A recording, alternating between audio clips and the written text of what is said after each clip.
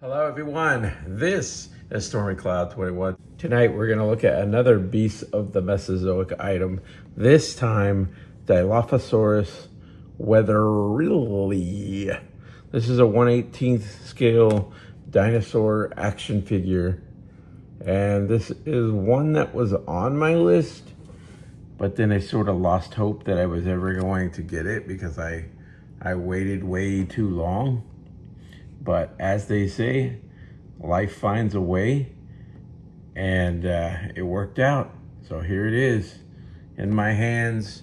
I know they're making another version coming out with different colors. I know that's going to be happening, but I really like this color scheme, and I really did not want to miss this one. On the box packaging, really cool artwork of this thing looking up into the sky. Seeing a flying reptile over here. Really amazing looking. I like these plants. And then we're gonna take a look around the box. Boy, this thing took a beating. It did not survive with UPS. So here on the bottom are the people that worked on this project. Forgot to mention that on the last video. Here is where my box got smashed. Here is the barcode for this item. On the side of the packaging, it looks like this. On the other side, it looks like that. On the top, it looks like this. And then when you go around on the back of the packaging, and there's quite a bit going on there, so you could pause this and read about some of that. Comes with a collectible card, and then you have other figures, of course, in the line. We're gonna open this up and check it out. Don't know if I mentioned this, but this thing was brand new sealed, so it never even got opened. I'm the first person this time going inside this box. That's amazing. Well, first person since the factory worker saw it, that is. So we're pulling this out.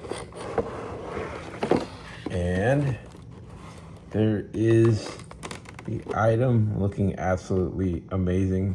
There's a stand back there as well, if you can notice. Also has a collectible card right there on the side. Just like in my last video from yesterday. Woo! Pulled off the tape like that. And it's absolutely gorgeous. The bag is open on the top, that's nice. In the past, some of them were sealed, but that's already open. You just go right straight to getting your card out. There's the flying reptiles. There's another little flying reptile down there. There's like 3 of them. And then on the back, it looks like this. The 2-crested lizard. Dilophosaurus. Very nice. Then you have, of course, instructions put on the different feet to swap them out. Adjustable base and stand. Stepping it up, nice. And then we have this. Also, before we get too far along, here's the inside of that box. That's kind of cool. So now here we have that amazing item fully pulled from the packaging, finally pulled from the packaging. And you can see all the little feet right there, 4 of them, with the different stances from the back foot lifting up to the front foot moving forward, either walking or running. And here's that tail back here. You can also see the base and the stand parts right there. And of course the dinosaur figure right in front of your eyes. Let's open this up, check it out. Opening something like this, it really pays to have a pair of nippers, so we're going to use those to help get the pieces out easily. So you see back here, I'm going to lift this up. So I lifted this up, and you have all kinds of stuff going on here. Got this, that, this. What was supposed to go here? the foot. So that goes over the foot to protect the foot. So like a clamshell within a clamshell. If you never done this before, you go like that, like this. Those little ties are holding this whole thing together. So you've got a little piece like this, got a piece like this, got yet another one of these pieces. You've got one of these pieces, one of these clear pieces, and then you've got this foam stuff, that, and of course you want to peel this back, and you've got the adhesive, and then you stick that up in there, it sticks to that, so you can begin the process, the sticky side on that side.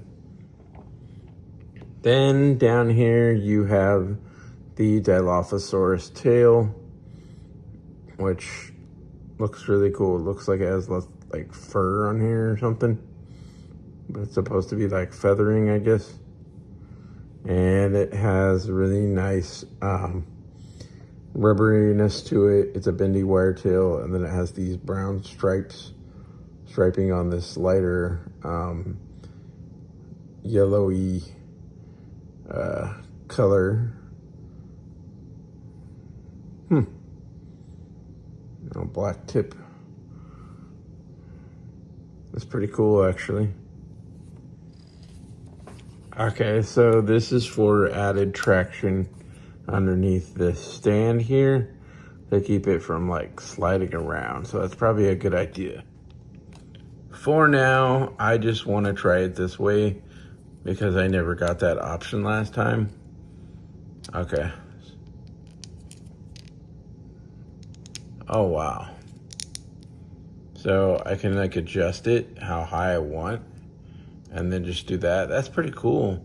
I might add it in a little while to keep it from slipping, but I like the clear, translucent look to it. That looks way cool that way. So then it looks like you can add that piece to the end of there if you want to do something like that, or you could go that way if you want to do that. Or of course, here's another option. Put that in there, support the tail or something, or the neck, keep this thing from falling over. Or here's your other two options. So now here we have the Dilophosaurus. Man alive, that thing is beautiful. Look at that. Look at the colors. Even blue eyes, okay? And blue around it. You've got the orange or brown. I guess it's a brown. Got like a tan color, lighter browns, and then you've got that blue, the blue crests and the dark markings. And you've got different versions of variations of color mixed in through here. And then the body, it goes back into this like black. And they've got the orange or maybe some lighter brown or darker brown. And then the whole thing's supposed to look like feathering, I think. The hands with those claws. And then I hear inside the mouth it's like blue too. Not only here, but I've seen it, people's pictures. So we're gonna check that out. There's the peg to put the tail on. And we've got to take these feet out of here with the nippers. All right, so we got to watch the air conditioning unit. We don't want to, lose this down to air vent or something. First one, it looks like that. It's lifting off the ground. This, of course, is going to articulate forward and back once this heats up with a hairdryer or taking it outside, or I guess maybe warm water even. So now we have another foot like that. Here is the other one next to it. So one, it's going to be distinguished maybe by, would it be left and right, or does it really matter? It might not matter at this point which one goes in. Then they give you a couple of these feet for the front. That's the feet facing forward, moving forward with the thing. So that's that. And so we still have yet to put the tail on, but this is the item. Oh yeah, I can already tell. Look at the teeth, man. Look at that. My gosh, that is beautiful. It has that look like when you find a young juvenile 5-line skink lizard, and it has that blue like on the tail and stuff and on the body. It's just, wow, look at that. They've gone crazy with that blue color in there. It's even got a mix of another color, almost like a green in there. And you've got that tongue right there as well. Looks like it can articulate, maybe. And you've got those teeth, sharp, serrated looking teeth with that blue. And the blue is what sold me on this item. The blue, and with the clashing, I guess, maybe of the brown, which to me looked orangish, but like, wow. And then you've got the contrast with the darker colors, lighter colors and darker colors, and it just looks very menacing and very cool. Look at that, like right there, that little sharp looking area right there in the jaw. On that side, I'm not noticing as prominent. On this side, I'm noticing it. I don't know if that's intended, but if it isn't, I like it anyway, because it reminds me scientifically what it's supposed to be like around that spot. But it's weird that it doesn't like mimic on that side. It looks like almost like some kind of a mistake or something, but maybe it's not, because the tooth looks like there's like a problem there. But if it is a problem, I like it. It just got this little dip area right there in the mouth. I think that's cool looking. So this goes flush, closes flush, and then I need to heat this figure up a little bit, and then I need to get ready to put the tail on the back of that ball joint. Okay, here's underneath. You can see under the feet,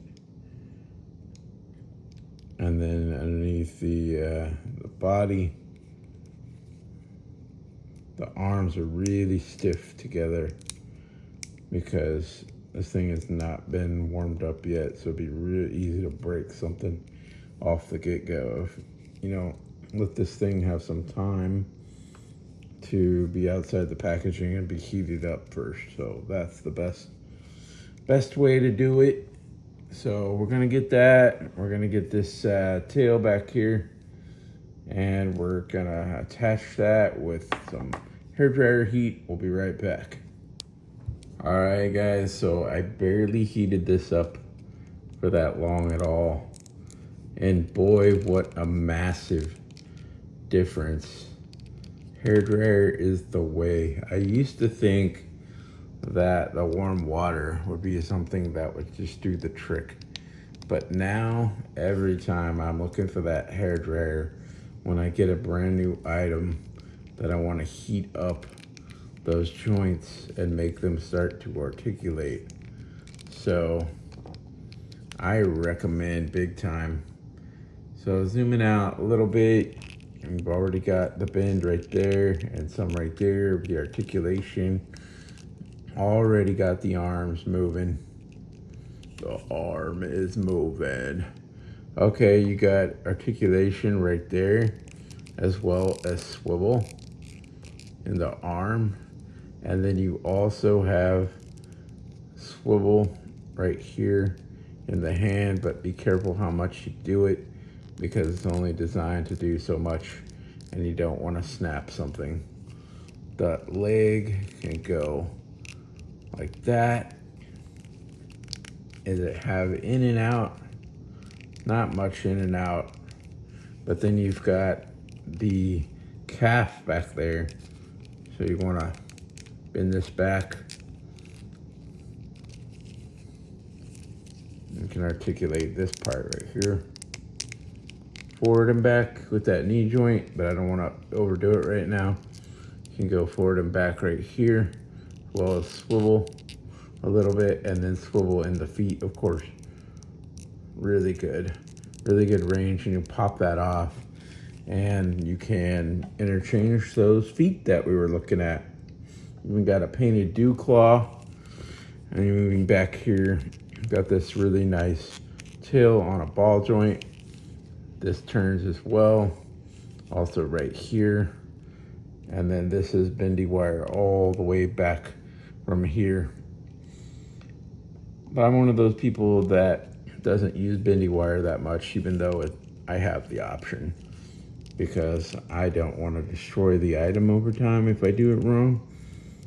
But in some cases, for a pose for a photo, I might do it some, but you have to be careful.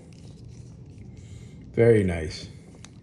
So now we're going to turn it around on this side, get a look at this side. Look at the nostrils.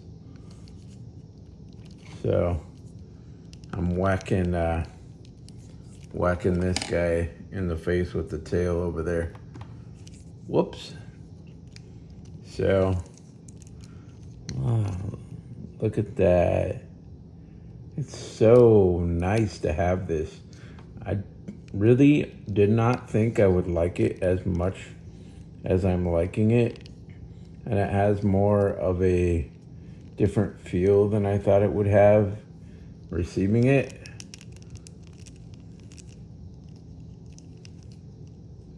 The claw. This is like a really hard, like plastic or something. It's really stiff.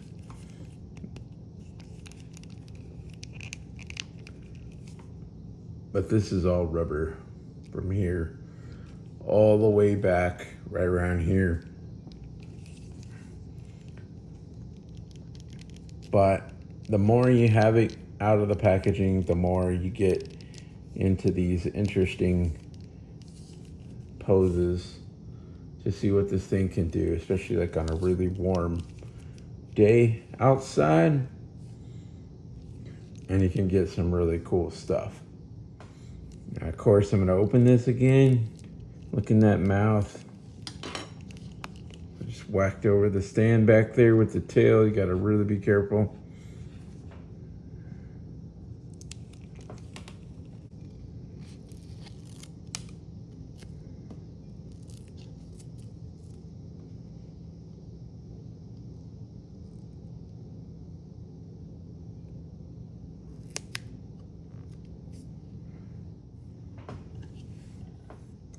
That was funny. I was just talking to the camera and it wasn't even on.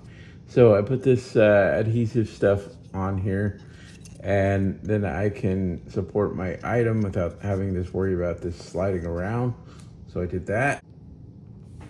I do like the item a lot. I'm not a big fan of these feet when I go to put this on a flat surface.